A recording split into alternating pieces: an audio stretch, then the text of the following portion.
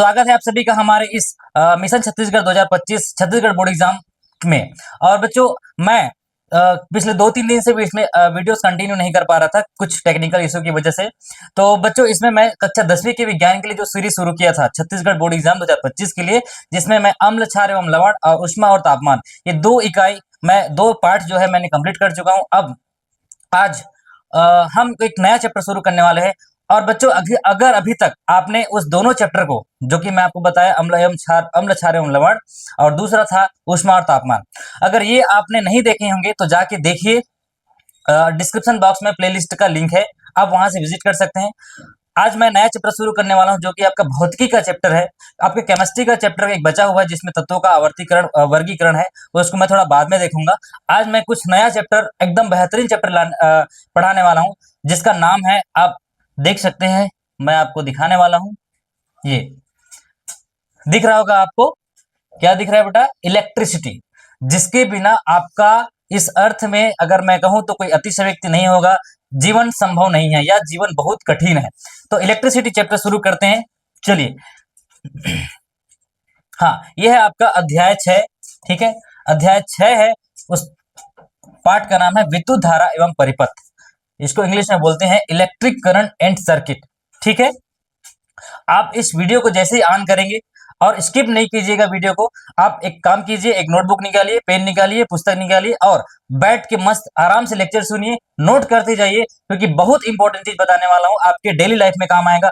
कैसे electric circuit हमारे daily life में काम करते हैं, हम कहां कहां देखते हैं इसको, आज पूरा चीज बेसिक से मैं बताने वाला हूं। तो यहाँ पे आपको एक दिख रहा होगा, CFL बल्ब दिख रहा है, ये देखिए कुछ इलेक्ट्रिक बोर्ड या जो लगाते हैं ना, पिन लगाते हैं, वो दिख रहा है। ये वायर, सॉरी, ये वायर दिख रहा है। ये आप कहीं ना कहीं अपने घरों में जरूर यूज करते होंगे या देखे होंगे, इसलिए मैं इस चैप्टर को बहुत इंपॉर्टेंट बता रहा हूं, क्योंकि ये आपको डेली लाइफ में एकदम देखने को मिलेगा। चलिए, आज एक लाइन आपके लिए मैं लेके आया हूं, आपके मोटिवेशन के लिए बच्चों। यूं ही नहीं मिलती राही को मंजिल, एक जुनून सा दिल में जगाना होता है। पूछा चिड़िया से कैसे बना आशियाना, बोली भरनी पड़ती है उड़ान, बार बार तिनका तिनका उठाना होता है। तो बच्चों इसी तरीके से आपको क्या करना है, अपना एक एक पार्ट को कंप्लीट करते चलना है। आप बोलोगे सर इतना सारा चैप्टर है कैसे कंप्लीट कर पाएंगे, तो आपको क्या करना है, धीरे धीरे करना है भाई। धीरे धीरे करने से क्या होता है, हम एक ऐसे स्टेज पर तक पहुंच जाते हैं जब हम बड़े काम को करने के लिए हो जाते हैं, परिपक्व हो जाते हैं। यानी कि आपकी मेहनत आपको कभी निराश नहीं करेगी। इतना मेहनत कीजिए कि आपको वो मेहनत कभी व्यर्थ नहीं जाएगा। और लगे रहिए, बने रहिए चैनल में, आपको लेक्चर कंटिन्यू मिलते जाएगा, पढ़ते रहिए। और कुछ भी डाउट आएगा आप पूछिए जरूर, क्योंकि आप पूछोगे नहीं तो हम तक पहुंचेगा नहीं आपका डाउट, और हम उसको सॉल्व नहीं कर पाएंगे। तो चलिए बच्चों, चलते हैं। आज का एक लेक्चर शुरू करने वाला हूं, इलेक्ट्रिसिटी यानी कि विद्युत धारा एवं परिपथ। एकदम बेसिक सा इंट्रोडक्शन मैं बता रहा हूं, हम पिछले क्लास में पढ़े होंगे 9th क्लास में। विद्युत धारा के 2 प्रकार होते हैं, एक होता है स्थिर विद्युत और दूसरा होता है धारा विद्युत, जिसको बोलते हैं स्टैटिक इलेक्ट्रिसिटी, और होता है इलेक्ट्रिक करंट, यानी कि इसको हिंदी में बोलते हैं, स्थिर विद्युत, और एक है धारा विद्युत। ये आप अपने प्रीवियस क्लास में जरूर इसको सुने होंगे। तो देखिए, स्थिर विद्युत का मतलब क्या होता है। स्थिर विद्युत यानी कि वह आवेश होता है जो एक ही जगह में स्थिर रहता है। और बात करते हैं धारा विद्युत का, यानी कि वो एक जगह से दूसरी जगह क्या होता है, कंटिन्यू मूव करता है। तो इसका एग्जांपल आपको देखने को मिलेगा, एक देखो डॉल है, एक लड़की है, ठीक है। ये क्या कर रही है, इसके देखो बाल में ये जो हेयर होता है इसमें पॉजिटिव चार्ज होता है, पॉजिटिव चार्ज होता है, और ये जो बलून है इसमें नेगेटिव चार्ज जनरेट हो जाता है। यानी कि ये एक प्रकार से धन आयन है और एक प्रकार से ऋण आयन है। तो देखिए, जब हम ये इसका एग्जांपल आप करके देख सकते हैं, बलून को अपने बाल में रगड़ के देखना, वो क्या होता है, बाल जो चिपकता है। दूसरा एग्जांपल आपने जरूर किए होंगे, कंघी, ठीक है, जो कंघी होता है उसको क्या करना, कंघी जो होता है उसको रगड़ के देखना बाल में, और आप जैसे उसको बाल में रब करोगे, उसके जो नीचे अगर कोई पेपर वगैरह आप रख देंगे तो पेपर क्या करता है, वो अट्रैक्ट कर लेता है, या जो डर्ट पार्टिकल होता है, जो धूल होता है, उसको चिपका लेता है। तो किसके वजह से होता है, स्टैटिक इलेक्ट्रिसिटी के वजह से होता है। उसी तरीके से आपको कुछ चमकता हुआ दिख रहा है आकाश में, बादल में दिख रहा है आपको, ये जो बिजली चमक रहा है, उसका भी कारण क्या है, आपका स्थिर विद्युत, यानी कि जो जल यानी कि बर्फ जो होते हैं ना, जो बर्फ के पार्टिकल्स होते हैं ऊपर में, जो वो क्या होता है, संघनन होता है, या उसमें जब टकराहट होता है, यानी कि जब टकराव होता है, तो क्या होता है वहां पे एक चार्ज जनरेट होता है। तो उस वजह से आपका ये स्टैटिक इलेक्ट्रिसिटी की वजह से आपका विद्युत उत्पन्न होता है। उसी तरीके से जो इलेक्ट्रिक करंट की बात कर रहा हूँ, यानी कि जो धारा विद्युत में क्या होगा, आपका वायर में जैसे इलेक्ट्रिसिटी क्या होगा, ऐसे फ्लो होगा। इसका पूरा मैकेनिज्म आगे चलते हैं, मैं आपको जो बताता हूँ। हाँ, थोड़ा सा इंट्रोडक्शन के लिए आपको, इलेक्ट्रिसिटी इन नेचर, प्रकृति में कहाँ प्रकृति में कहाँ कहाँ आपका इलेक्ट्रिसिटी आपको देखने को मिलेगा। जैसे यहाँ पे अभी आपको पता है, लाइटनिंग जो चमकता है ना, लाइट बादल गरजता है, तो आपको ये इलेक्ट्रिसिटी देखने को मिलता है। उसी तरीके से एक प्रकार से देखिए, ये जो स्काई में जो ग्लो करते हैं ना आसमान में, तो क्या है, चार्ज पार्टिकल होते हैं, वो इसको बोलते हैं ऑरोरा। ये आपका आसमान में जो इलेक्ट्रिक पार्टिकल्स होते हैं वो चमकते हैं, स्ट्रीम्स होते हैं। फिर नर्वस सिस्टम, यानी कि जो हमारे ह्यूमन तंत्रिका तंत्र भी एक प्रकार से विद्युत सिग्नल के उदाहरण है। हमारे जो नर्वस सिस्टम में है, वो पूरा किस में काम करता है, इलेक्ट्रिक सिग्नल में काम करता है। हमारे ब्रेन को सिग्नल मिलता है, कहीं पे भी हमारे बॉडी में कुछ भी ऐसा कुछ शरीर में कुछ ऐसा, जैसे कि मान लीजिए कील ही चुभ गया या कुछ ऐसा चीज चुभन होता है, तो हमको पता चल जाता है कि हाँ, कुछ तो है जो हमारे बॉडी में सिग्नल्स क्या कर रहा है, प्रेषित कर रहा है या भेज रहा है। इसको बोलते हैं आपका नर्वस सिस्टम। उसी तरीके से ये एक इलेक्ट्रिक ईल है, एक नेचर में पाया जाता है। ये क्या करता है, ये इलेक्ट्रिसिटी एक प्रकार से क्या है, जीव समझते हैं। तो ये जो है पानी में क्या करता है, एक इलेक्ट्रिक फील्ड जनरेट करता है, और वो क्या करता है, फिश को यानी कि मछली को मारने के लिए यूज करता है। तो देखिए इतना सारा इसका क्या है, इलेक्ट्रिक का आपका एग्जाम्पल्स है, किसमें, नेचर में। प्रकृति भी एक प्रकार से विद्युत का उपयोग करती है। तो चलिए आज हम उसका बेसिक सा चीज देखने हैं, जिसका नाम है आपका विद्युत धारा। जो आपका चैप्टर का नाम है विद्युत धारा एवं परिपथ। बच्चों यहाँ पे आपको 3 चित्र दिख रहा होगा, चित्र अ और चित्र स। ठीक है, इसको समझते हैं। पहले वाले चित्र में, पहले इसका नाम, जो विद्युत धारा है उसको हम परिपथ बना के देखते हैं। एक होता है परिपथ, इसको हिंदी में बोलते हैं परिपथ। पथ यानी कि क्या, रास्ता। उसी तरीके से परिपथ, हम क्या करेंगे, एक परिपथ बनाएंगे जिसमें उस रास्ते में उस विद्युत को क्या करेंगे, चलाएंगे। तो पहले वाला जो आपका परिपथ दिख रहा होगा, इसमें देखिए एक वायर है। ठीक है, ये क्या है आपका, वायर है। और ये क्या है आपका, बल्ब है। क्या है, ये आप अपने घरों में जरूर देखे होंगे, बल्ब है।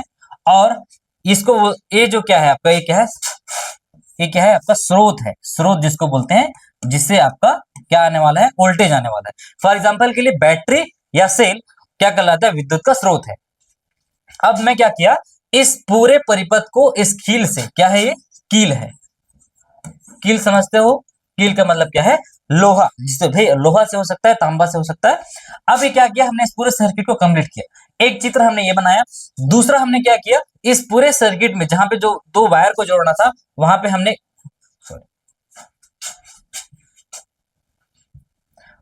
एक पेंसिल लगा दिया। क्या लगा दिया, पेंसिल लगा दिया। जहां पे एक कील था, वहां पे हमने एक पेंसिल लगा दी। और तीसरा जो परिपथ हमने बनाया, उसको हमने क्या कर दिया, खुला छोड़ दिया। खुला छोड़ दिया यानी कि उसमें हमने कुछ भी चीज नहीं जोड़ा है। तो 3 परिपथ आपके सामने दिख रहा है। पहला है आपका क्लोज परिपथ, जिसमें ये कील के द्वारा ये दोनों तार जुड़ा हुआ है। दूसरा है जिसमें आपका पेंसिल लगा हुआ है। और तीसरा है जिसमें परिपथ आपका ओपन है। तो यहां से 3 टाइप के निष्कर्ष निकल सकते हैं। पहला निष्कर्ष है कि ये पूरे सर्किट को जब हम जोड़े, तो एक सुचालक पदार्थ, सुचालक जानते हो, जिससे कि आपका इलेक्ट्रिसिटी क्या होता है, फ्लो होता है। मैं आपको पिछले वीडियो में, यानी कि जब पिछला चैप्टर पढ़ाया, तो उष्मा के चालक और कुचालक के बारे में बताया था। उसी तरीके से जो आपका सुचालक है और एक कुचालक यानी कि जिससे आपका विद्युत धारा का जो है गमन जो है नहीं होता, वो कहलाता है आपका क्या, कुचालक। तो अगर भाई हमको ये पता है कि वायर से इलेक्ट्रिसिटी क्या होता है, फ्लो होता है। जैसे कि अगर आपके घरों में देखे होंगे, कॉपर वायर है, एल्यूमिनियम वायर है, तो उस वायर में इलेक्ट्रिसिटी फ्लो होता है। लेकिन वायर के अतिरिक्त भी ऐसा चीज है जिससे आपका यहां से विद्युत क्या हो रहा है, फ्लो हो रहा है। ये जो वायर है आपको जुड़ा हुआ नहीं दिख रहा है, लेकिन इस दोनों के बीच में कील लगा हुआ है। ये कील क्या कर रहा है, उस इलेक्ट्रिसिटी को फ्लो बनाने में इलेक्ट्रिसिटी को फ्लो बनाने में काम कर रहा है।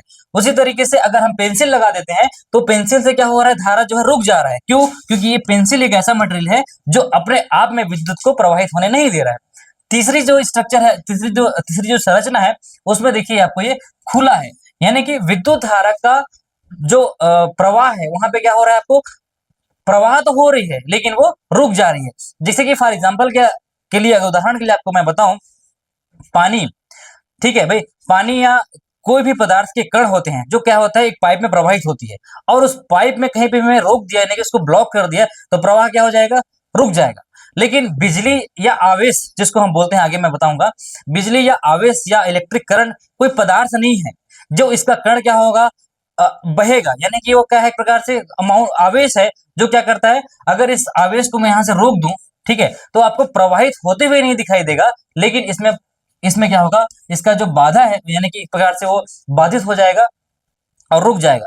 ठीक है, चलिए, तो क्या है इलेक्ट्रिक करंट, यानी कि जो मैं बात कर रहा था, विद्युत धारा क्या है, जो अगर मैं अभी आपको ये बोला कि ये कोई पदार्थ नहीं है, ये क्या है, एक प्रकार से आवेश है, जिसको मैं बताने जा रहा हूं। तो यहाँ पे आपको कुछ आते जाते हुए दिख रहा होगा, दिख रहा है, ये क्या है, आपका एटम है। एटम समझते हो भाई, जिस चीज से मिल के बना हुआ है कोई पदार्थ है, मान लीजिए ये तांबे का पदार्थ है, क्या है, तांबा है, तांबा है या कॉपर जिसको हम बोलते हैं, तांबे का तार है। इस तार में ये जो तांबा है किससे मिलकर बना, कॉपर का एटम से मिलकर बना हुआ है। ठीक है, अब अगर इसमें इलेक्ट्रिसिटी क्या हो रहा है, फ्लो हो रहा है, इस तार में अगर हम विद्युत धारा प्रवाहित कर रहे हैं, तो देखिए एक ऐसे एक साइड में एक ऐसे लाइन से अलाइन हो गया। दूसरा है, इसमें कोई भी धारा प्रवाहित नहीं हो रहा है, एक ये भी तांबे का तार है, ये भी कॉपर का तार है, इसमें कोई भी धारा प्रवाहित नहीं हो रही। तो देखिए ये जो इलेक्ट्रॉन्स है वो रैंडमली जा रहा है, ये आपको दिख रहा होगा, इधर इधर टेढ़ा मेढ़ा दिख रहा है, ये सब क्या है, इसमें कोई धारा प्रवाहित नहीं हो रही। लेकिन जब धारा प्रवाहित करते हैं तो एक साथ एक सीरीज में एक सीधा अलाइनमेंट हो जाता है। देखिए, ओ सॉरी, ये देखिए ऐसे आपको दिख रहा होगा। तो जब भी आपका विद्युत धारा आपके तार में प्रवाहित होता है, कहां से, आपके वायर में प्रवाहित होता है, तो वो एक एनर्जी, एक ऊर्जा को क्या करता है, कैरी करता है, जो आपको किसके रूप में दिखता है, लाइट के रूप में दिखता है। जब हम बल्ब जलाते हैं तो दिखता है, तो वो क्या होता है, वो इलेक्ट्रॉन्स है। वो आपके बेसिक अपने, ये जो मैं बात कर रहा हूँ आपके प्रीवियस क्लास में आपने जरूर पढ़ा होगा, जो इलेक्ट्रॉन्स होते हैं क्या होते हैं, एक दूसरे से, यानी कि वायर में एक जगह से दूसरी जगह मूव करते हैं, तो वो आपको एक ऊर्जा के रूप में दिखता है। वो कहां पे दिखता है, आपके लाइट के रूप में दिखता है। ठीक है, ये हो गया। अब चलते हैं उसका परिभाषा की तरफ कि एक्चुअल में विद्युत धारा क्या है। अभी तक के मैं आपको बताया कुछ बेसिक सा इंट्रोडक्शन, जो हम विद्युत धारा जहां कहां पे देखते हैं। अब आता है आपका विद्युत धारा, यानी कि इलेक्ट्रिक करंट। विद्युत धारा वह कुल आवेश है, इसको नोट करते चलिएगा, इसका स्क्रीनशॉट भी ले सकते हैं आप एक परिभाषा के तौर पे। अगर आपको पूछा कि विद्युत धारा क्या है और इसका एसआई मात्रक क्या है, तो आपको लिखना है कि विद्युत धारा वह कुल आवेश है। क्या है, आवेश है, जिसको बोलते हैं चार्ज, यानी कि धन आयन, ऋण आयन, ये सब क्या है, चार्ज है, जो चालक के किसी अनुप्रस्थ काट के क्षेत्रफल, चालक का मतलब क्या होता है, आपका ऐसा पदार्थ जो विद्युत को अपने आप में चालन करता है, जैसे कि कॉपर, लोहा, तांबा, सॉरी एल्यूमिनियम, ये सब चीज क्या है, आपका चालक पदार्थ है। जैसे कि अगर मैं कुचालक की बात करूं तो क्या है, लकड़ी, प्लास्टिक, ये सब क्या है, कुचालक है। अनुप्रस्थ काट के क्षेत्रफल में से इकाई समय में गुजरता है, इकाई समय यानी कि एक यूनिट टाइम है, उससे गुजरता है। आवेश का मात्रक कूलाम है, क्या है, कूलाम। यदि क्यू कूलाम आवेश किसी चालक से टी सेकंड में प्रवाहित होता है, तो उस चालक में प्रवाहित होने वाले विद्युत धारा का मान होता है I is equal to Q by T, यानी कि आपका जो विद्युत धारा को डिनोट करते हैं I से, और आपका आवेश को बोलते हैं Q, और T मतलब होता है समय। और इसमें इंपॉर्टेंट है, विद्युत धारा का एसआई मात्रक एम्पियर होता है। एम्पियर किसके नाम पे पढ़ा है, यहाँ पे आपको लिख के दिया हूं मैं, एम्पियर पढ़ा है किसके नाम पे, देखिए फ्रांसीसी वैज्ञानिक सर आंद्रे मेरी एम्पियर, 1775 की बात है। इनको बोलते हैं फादर ऑफ इलेक्ट्रोडायनेमिक के नाम से जाना जाता है। इन्हीं के नाम पे एम्पियर का मतलब एम्पियर जो है विद्युत धारा का जो मात्रक है उसका नाम है एम्पियर। तो मतलब एम्पियर इन्हीं के नाम पे पड़ा है, जिसको डिनोट करते हैं, ए से डिनोट करते हैं। तो ये तो हो गया इनकी परिभाषा, क्या हुआ, ये हो गया इनका परिभाषा। विद्युत धारा वह कुल आवेश है जो चालक के किसी अनुप्रस्थ काट के क्षेत्रफल में से अगर मैं इसको आपको डायग्रामेटिकली दिखाना चाहूं तो ये देखिए, ये अनुप्रस्थ काट है ना, ये इधर ये इसका क्षेत्रफल है। भाई एक तार है, इस तार में इसकी बात कर रहे हैं ना। चालक क्या है? चालक मतलब क्या आपका तार, और किसी इकाई समय में गुजरता है। वो इकाई समय क्या है आपका? टी समय में गुजरता है। चलिए अब इससे कुछ इकाई के बारे में बात करते हैं। हाँ, यहाँ पे एक इंपॉर्टेंट चीज दिख रहा है, इसको नोट करिएगा। आपको खाली समय पूछ सकते हैं, विद्युत धारा एक अदिश राशि है। क्या है? अदिश राशि है। अदिश मतलब क्या होता है बेटा? जिसका कोई दिशा ना हो। अदिश मतलब कोई दिशा नहीं है, यानी कि इसको डिनोट करने के लिए हमको एक दिशा की जरूरत नहीं होती, मात्र इसकी परिमाण की या इसकी मात्रा की जरूरत होती है। एक होता है सदिश राशि। क्या होता है? सदिश राशि, जिसको दिशा और मात्रा दोनों की जरूरत होती है, उसको बोलते हैं सदिश राशि। और जिसको सिर्फ और सिर्फ मात्रा या परिमाण के ऊपर निर्भर करता है, वह राशि कहलाती है इसकी अदिश राशि। तो विद्युत धारा क्या है? अदिश राशि है, याद रखिएगा। ठीक है, इसको आप ट्रिक से भी याद कर सकते हैं, V, ठीक है, और आपका क्या है? दिश, तो V दिश ऐसे याद रख सकते हैं आप। विद्युत धारा का अदिश राशि। चलिए इसमें आपको कुछ यूनिट कर, हाँ, यूनिट कन्वर्जन देखने को मिलेगा। एक एम्पियर बराबर कितना होता है? 1 कूलम्ब/1 सेकंड। यहाँ पे लिख के दिया हमें, I इज इक्वल टू क्या है? कूलम्ब/t।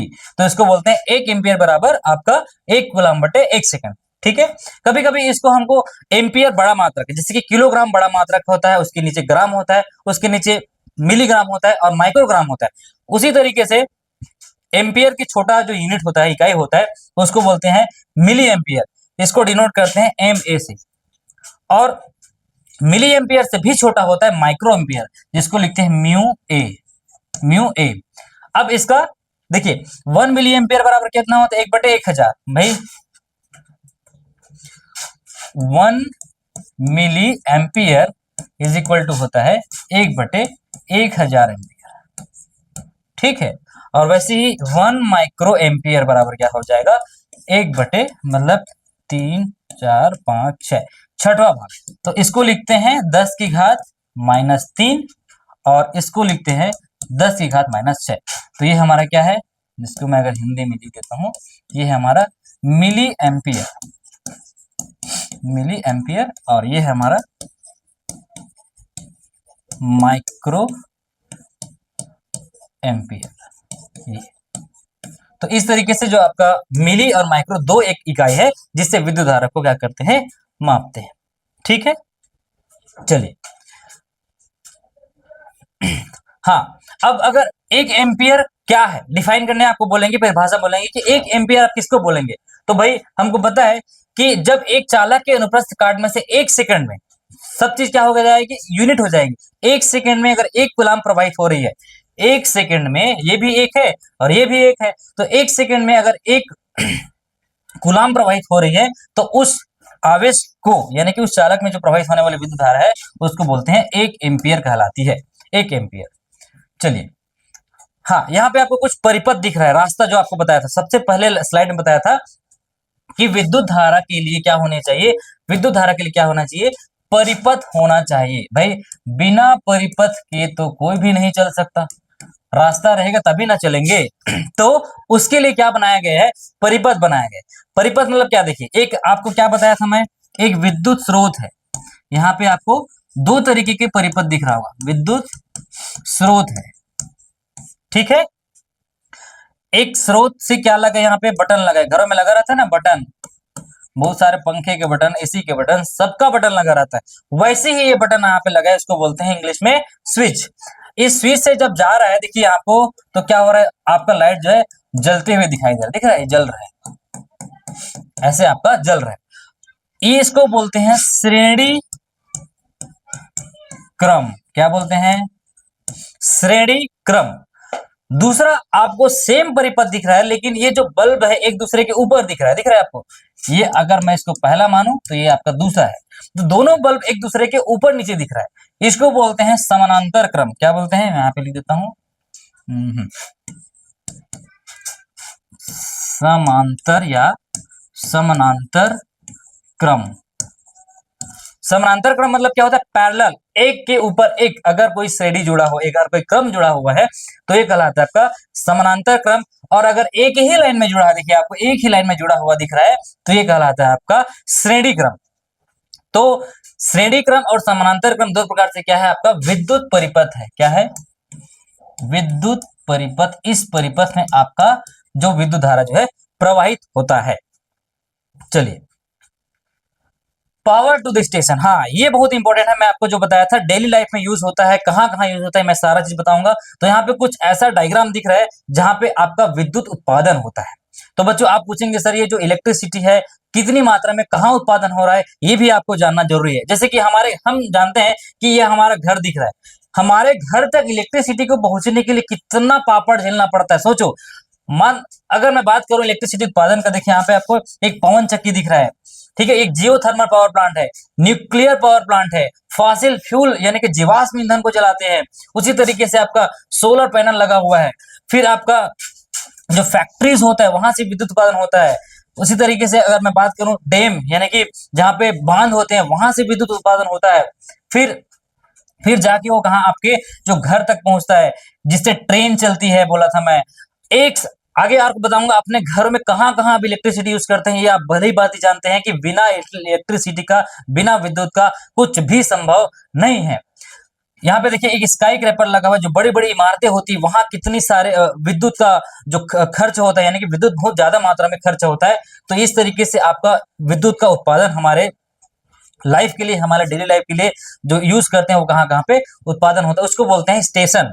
यानी कि पावर टू द होम, कैसे हमारे तक पहुंचता है इलेक्ट्रिसिटी, उस सब चीज का क्या है सोर्स है।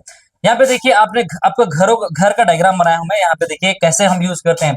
हम शुरू से लेके ये देखिए सीलिंग लाइट लगाते हैं, यहाँ पे हेयर ड्रायर यूज करते हैं तो भी बिजली लगता है, म्यूजिक प्लेयर चलाते हैं तो भी बिजली लगता है, टीवी एंड डीवीडी, ठीक है। आपका कुछ भी चीज हम यहाँ इलेक्ट्रिक शावर की बात करें या माइक्रोवेव अवन की बात करें या बॉयलर की बात करें या वॉशिंग मशीन, सारे के सारे जगह क्या लगता है आपको, विद्युत लगता है। क्या लगता है भाई, ये डिजिटल बोर्ड चला रहा हूं उसमें भी विद्युत लग रहा है, सब जगह विद्युत लग रहा है आपको। तो कंप्यूटर की बात करें या आपका एग्जॉस्ट लगा है वहां पे बात करें, यानी कि इसके बिना आपका लाइफ क्या है पॉसिबल नहीं है। अभी तो नहीं है, पहले रहा होगा जब नहीं था विद्युत, लेकिन अब तो बिल्कुल भी आप कल्पना नहीं कर सकते बिना इलेक्ट्रिसिटी का। तो चलिए थोड़ा सा इसका इतिहास जान लेते हैं, हिस्ट्री जान लेते हैं, क्या है कि कैसे ये विद्युत जो है भाई ये तो एक ऊर्जा का फॉर्म है इससे पहले प्रकृति में नहीं रहा होगा, इसका जब आविष्कार हुआ, ठीक है। तो इलेक्ट्रिसिटी जो है नेचुरली आपके मतलब एक प्रकार से बोला जाए कि तो वर्ल्ड में है, एग्जिस्ट करता है, लेकिन उसको अलग अलग वैज्ञानिक ने अलग अलग समय क्या किया है, खोजते गए, आविष्कार करते गए। तो सबसे पहले नाम आता है बेंजामिन फ्रैंकलिन, जो कि 1706 से 1790 के दौरान इन्होंने क्या किया था, इलेक्ट्रिसिटी को पॉजिटिव और नेगेटिव चार्ज के रूप में बताया था। फिर है आपका एलेक्जेंड्रा ओल्टा, सॉरी, फिर आपका माइकल फैराडे, थॉमस एडिसन जिसके बारे में आपने सुना होगा, Joseph John Thomson, Nikola Tesla, और यह आपका मारिया ट्रैकिस, जो कि अभी तक 1995 में, कि 1900 से 1995 ये आपका इनका निक नेम है, द सन क्वीन बोलते हैं इनको। क्या बोलते हैं, सन क्वीन बोलते हैं, जिन्होंने सोलर पावर्ड हीटिंग सिस्टम जो क्या किया था, आविष्कार किया था। तो ये है आपका कुछ नाम जिसको आप नोट कर सकते हैं, इसके बेसिक्स हिस्ट्री के बारे में कहां से कहां तक इन्होंने सब किया है। चलिए हाँ, ये आज हम पढ़ने वाले हैं, इसके नेक्स्ट चैप्टर में है अमीटर। अब देखिए जैसे कि आपको मैं बताया था कि तापमान का जब इकाई पढ़ाया था, तो उस तापमान को हम हर बार क्या कर नहीं सकते हैं, छू कर नहीं दे सकते, महसूस नहीं कर सकते कि कितना तापमान है। उसी तरीके से बिजली या विद्युत भी एक प्रकार से क्या है, एक परिमाण है, एक मात्रा है। तो अगर मैं पूछूं कि किसी तार में कितना करंट फ्लो हो रहा है, आप हर बार छू के देखेंगे, नहीं देख सकते भाई, उसको हम महसूस नहीं कर सकते। अगर महसूस करेंगे भी तो कितना मात्रा में है ये नहीं बता सकते। इसलिए हमको किसी एक मापक यंत्र जैसे कि केल्विन, फ़ारेनहाइट, और मैं आपको बताया था डिग्री सेल्सियस, उसी तरीके से आपको एक अमीटर जिसको बोलते हैं क्या, अमीटर की जरूरत पड़ती है, जो ये बताता है कि किसी परिपथ में विद्युत का धारा प्रवाह हो रहा है कि नहीं। तो इसका परिभाषिक तौर पर देखते हैं, किसी विद्युत परिपथ में विद्युत धारा का मापन अमीटर की, नाम लिख लीजिए बच्चों, अमीटर की मदद से किया जाता है। यह एक ऐसा उपकरण है जो विद्युत की मात्रा को दर्शाता है, किसकी मात्रा को, विद्युत की मात्रा को दर्शाता है। अमीटर के धनात्मक सिरे को धनात्मक सिरा यानी कि आपके पास दो सिरा रहते हैं, धन और ऋण। तो ये धनात्मक सिरे को आपके किसी बैटरी या सेल के धनात्मक सिरे से जोड़ते हैं और ऋणात्मक सिरे को बैटरी या सेल के ऋणात्मक सिरे से जोड़ते हैं। इस स्थिति में धारा का प्रवाह अमीटर के धनात्मक सिरे से, यहाँ पे आपको दिख रहा होगा ऐसे कांटा दिख रहा है, ये ऐसे चलेगा, यानी कि बताएगा कि कितना धारा उसमें प्रवाहित हो रहा है। इस अमीटर की खासियत ये है, इस अमीटर की बहुत बेसिक सा एकदम इंपॉर्टेंट खासियत ये है कि इसकी प्रतिरोधकता कम होती है। प्रतिरोधकता, ये भी आपको मैं बताऊंगा। प्रतिरोधकता का मतलब क्या होता है, कितना आसानी से वो अपने आप में विद्युत को प्रवाहित करने दे रहा है, प्रतिरोध उत्पन्न नहीं कर रहा है। तो इसकी प्रतिरोधकता क्या होती है, बहुत कम होती है। इस वजह से इलेक्ट्रिसिटी इसमें अच्छे से फ्लो हो जाता है और इस परिपथ को हमेशा श्रेणी क्रम में संयोजित किया जाता है। अभी आपको दो क्रम बताया था मैं, यहाँ पे आपको देखिए ये मैं बताया था श्रेणी क्रम और दूसरा बताया था समानांतर क्रम। तो इस परिपथ को, जो आपको अमीटर की बात कर रहा हूं मैं, इस अमीटर को डिनोट यानी कि कंबाइन किया जाता है किसके क्रम में, श्रेणी क्रम में। अगर आपको पूछे खाली स्थान में कि अमीटर को कौन से क्रम में जोड़ा जाता है तो बताना संयोजित क्रम में, श्रेणी क्रम में जोड़ा जाता है, ताकि उसमें से अधिकतम धारा प्रवाहित हो सके। ये आपको इसका ब्लॉक डायग्राम है।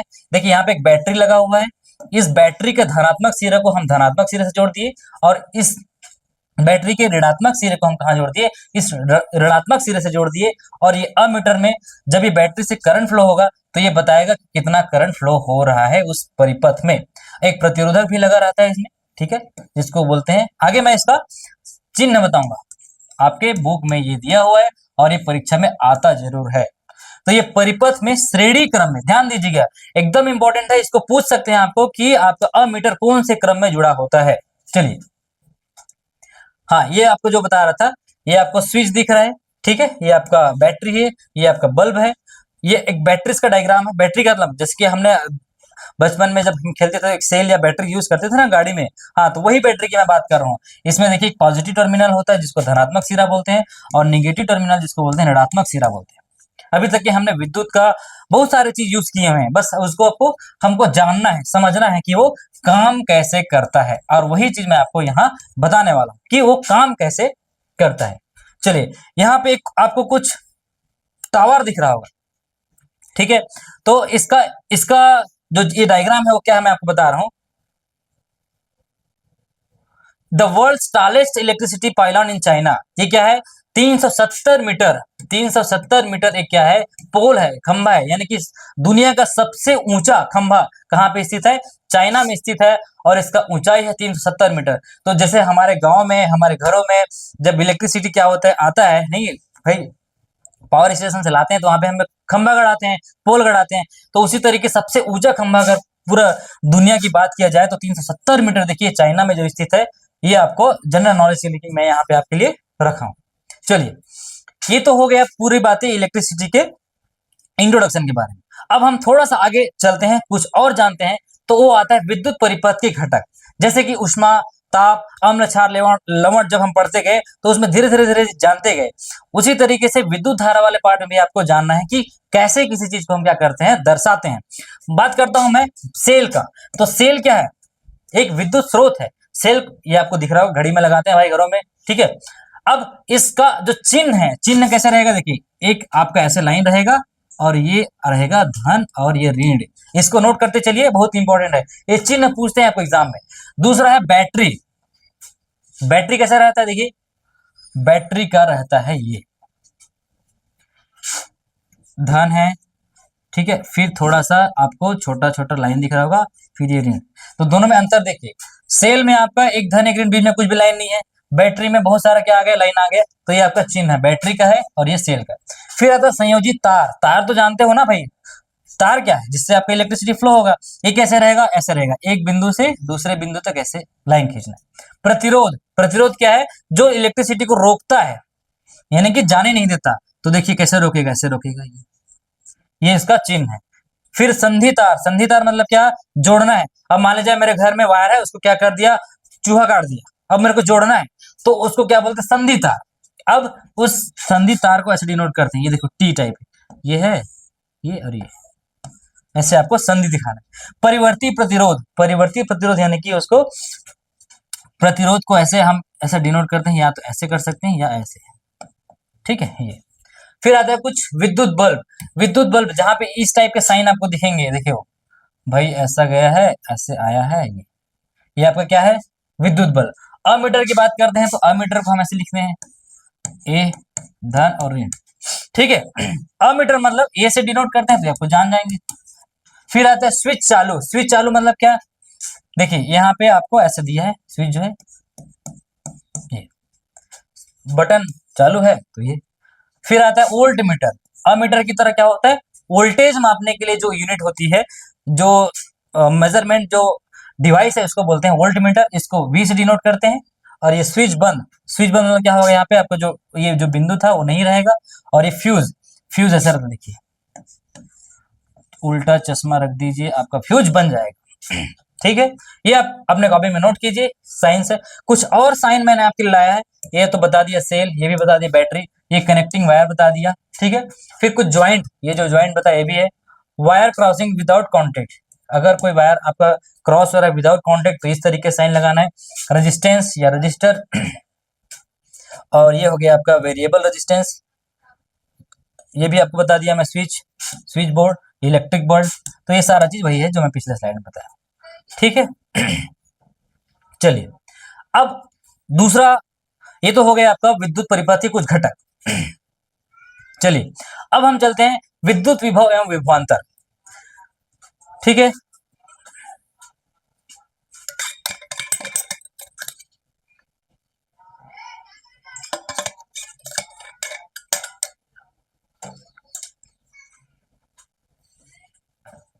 चलिए बच्चों, अभी तक ने हमने पढ़ा विद्युत परिपथ और विद्युत परिपथ के कुछ घटक।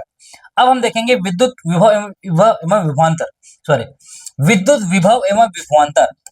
नाम से स्पष्ट हो रहा है, अंतर, कुछ तो है जिसमें अंतर पैदा हो रहा है। तो अगर मैं इसको उदाहरण के तौर पर समझाऊं तो मैं आपको एक आपके घरों में जो यूज होता है पानी टंकी, उसका उदाहरण से लेकर समझाना चाहूंगा। आपके घरों में जब टंकी लगी रहती है तो क्या होता है, एक टंकी ऊपर रहती है, उसके बाद उस टंकी से पानी का प्रवाह क्या होता है, नीचे के नलों में आता है। क्यों आता है, क्योंकि इसमें दाब में अंतर होता है। यहाँ देखिए एक टैंक है, एक टैंक लगा हुआ है, इस टैंक का दाब जो है अधिक है और इस टैंक का दाब क्या है, कम है। इस टैंक का दाब क्या है आपका, कम है। तो जब दाब में अंतर होता है तो इस टैंक से नल से पानी जो है इधर प्रवाहित होने लगता है। किसकी वजह से, दाब अंतर, जिसको बोलते हैं प्रेशर डिफरेंस। प्रेशर डिफरेंस की वजह से पानी जो है हाई प्रेशर की तरफ से लेके लो प्रेशर की तरफ क्या होता है, प्रवाहित होता है। उसी तरीके से अगर मैं बात करूं विद्युत का, यानी कि आवेश का, अधिक आवेश की ओर से निम्न आवेश यानी कि कम आवेश की ओर विद्युत का क्या होता है, प्रवाहित होता है, विद्युत जो है प्रवाहित होना शुरू होता है। तो ये उसी तरीके से है जो आपके इस टैंक में पानी जो है अधिक दाब से निम्न दाब की ओर प्रवाहित होता है, तो उसी को बोलते हैं आपका दाबांतर। अगर हम पानी की केस में बात करें तो इसको बोलते हैं दाब अंतर। किसकी वजह से होता है, दाबांतर की वजह से आपका पानी क्या होता है, फ्लो होता है। और अगर मैं बात करूं इलेक्ट्रिसिटी का तो उसमें विभव होता है। विभव मतलब क्या, वोल्टेज, तो इसमें आता है विभवांतर, ठीक है। ये नोट करते चलिए। तो देखिए जैसे विभवांतर यानी कि पोटेंशियल डिफरेंस, जिसको इंग्लिश में बोलते हैं, पोटेंशियल डिफरेंस की वजह से क्या होता है, एक विद्युत क्षेत्र पैदा होता है, जनरेट होता है विद्युत क्षेत्र। तो विद्युत क्षेत्र क्या है, आवेश का वह क्षेत्र जहां कोई अन्य आवेश रखने पर वह आकर्षण अथवा प्रतिकर्षण बल का अनुभव करता है। जैसे अगर अभी मैं आपको उदाहरण के लिए बता रहा था कि जो कंघी या बलून होता है, जब हम उसको रब करते हैं अपने बालों में तो वहां पे कुछ एक इलेक्ट्रिसिटी विद्युत क्षेत्र पैदा होता है। तो आवेश का वह क्षेत्र जहां कोई अन्य आवेश रखने पर, जो धनावेशित हो सकता है या ऋण आवेशित हो सकता है, वो आकर्षण और प्रतिकर्षण, या तो वो खींचेगा या तो उसको रिपेल करेगा, वह अनुभव करता है, वो क्या कहलाता है, आपका विद्युत क्षेत्र कहलाता है। जैसे कि एग्जाम्पल के लिए मैं आपको बता रहा हूं, जो अभी आपको पोल दिखा रहा था, इलेक्ट्रिक करंट जो बड़े बड़े जो खंभे होते हैं उसमें फ्लो होता है, तो यहाँ पे देखना एक साउंड जनरेट होते रहता है, एकदम से एक आवाज आते रहता है। तो वहां पे क्या है, इलेक्ट्रिक का यानी कि विद्युत क्षेत्र जो है पैदा होते रहता है। विद्युत क्षेत्र एकदम से वहां पे आसपास में पूरा फैला रहता है, क्योंकि उस तार से क्या होते रहता है, विद्युत का प्रवाहित विद्युत का प्रवाहन होते रहता है। तो यदि कोई धन आवेश Q जिसको बोल रहे हैं, आवेश को हम Q से डिनोट करते हैं, किसी बिंदु पर रखा हुआ है, एक धनावेश है, कोई बिंदु पर रखा हुआ है, तो इसके चारों ओर एक विद्युत क्षेत्र उत्पन्न हो जाता है। इस आवेश के निकट बिंदुओं पर विद्युत क्षेत्र अधिक तथा दूरी बढ़ने पर कम होता है। अब एकदम उदाहरण से, एकदम सिंपल से भाई, कहीं पे भी मान ली जाए एक चुंबक है, तो उसका पीछे उसके आउट साइड क्या होता है, चुंबकीय क्षेत्र उत्पन्न होता है। इलेक्ट्रिसिटी फ्लो हो रहा है, तो उसके आसपास क्या होता है, विद्युत क्षेत्र उत्पन्न होता है। जिस क्षेत्र में हम गए उस टाइप के उसका वहां पे क्या होता है, उसका इन्वायरमेंट बनता है। तो अगर यहाँ पे मान लीजिए एक धनावेश है, इस जितना दूर मैं जाऊंगा, जितना दूर इस पॉइंट से मैं जाते जाऊंगा, आपका जो विद्युत क्षेत्र क्या होता जाएगा, कम होते जाता है। तो किसी विद्युत क्षेत्र में किसी बिंदु पर एकांक धनावेश, एक धनावेश है, उस धनावेश को हम कहां रख दिए, विद्युत क्षेत्र में जाके रख दिए, और वो जितने बल का अनुभव करता है वह उस बिंदु पर विद्युत क्षेत्र की तीव्रता कहलाती है। उस बिंदु पर विद्युत क्षेत्र की तीव्रता कहलाती है। इसका मात्रक है न्यूटन पर कूलाम। क्या है, न्यूटन पर कूलाम। यदि Q धनावेश को रखने पर F बल क्या है, F बल है, और उस एकांक धनावेश पर अगर हम बात करते हैं तो E is equal to F upon Q, ये आपका एक फार्मूला निकल के आता है। यानी कि भाई मैं जिस क्षेत्र में जाऊंगा उस क्षेत्र का क्या महसूस करूंगा, कुछ तो फोर्स, कुछ तो अट्रैक्शन फोर्स महसूस करूंगा। उसी तरीके से अगर कोई पॉइंट है, अगर कोई धनावेश है और उसको विद्युत क्षेत्र में रखेंगे, तो वो ये जो Q धनावेश है, वो अगर F बल है, यानी कि उसको रखने पर बल F है, तो उस धनावेश पर जो बल लगेगा वो है आपका F अपॉन Q। तो इसका विद्युत क्षेत्र की तीव्रता की अगर मैं बात करता हूं तो E is equal to F upon A या F अपॉन Q। चलिए, ये हो गया विद्युत क्षेत्र की तीव्रता के बारे में। तो बच्चों आज के लिए इतना ही। अब हम नेक्स्ट वीडियो में लिखेंगे इसका कुछ एग्जांपल्स जो आपके पिछले ईयर के प्रश्न में मैं देखा हूं कि आया है, उसका हम आंकिक यानी कि जो न्यूमेरिकल क्वेश्चन होते हैं वो सॉल्व करेंगे। तो अभी तक के आपने जितने पढ़े हैं उसको एक बार रिवाइज कर लीजिए, और कुछ डेफिनेशन के तौर पे मैं यहाँ शुरू से दिखा देता हूं आपको। थोड़ा सा डेफिनेशन के तौर पे आप इसको क्या कर लीजिए, नोट कर लीजिए। मैं ये विद्युत धारा पढ़ा दिया, ठीक है, ये कुछ करंट्स हैं और है।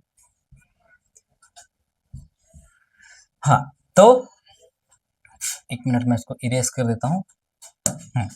तो इसमें मैं आपको पढ़ाया विद्युत धारा की परिभाषा, विद्युत धारा के परिपथ और उसमें कुछ घटक।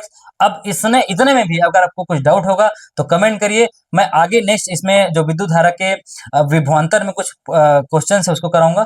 तब तक के लिए बने रहिए और वीडियो को पूरा देखिए। स्किप करके देखोगे तो आपको समझ नहीं आएगा और फिर आपको डाउट होंगे, ठीक है। तो डाउट बिल्कुल क्रिएट नहीं करना है, तब तक के बने रहिए। धन्यवाद।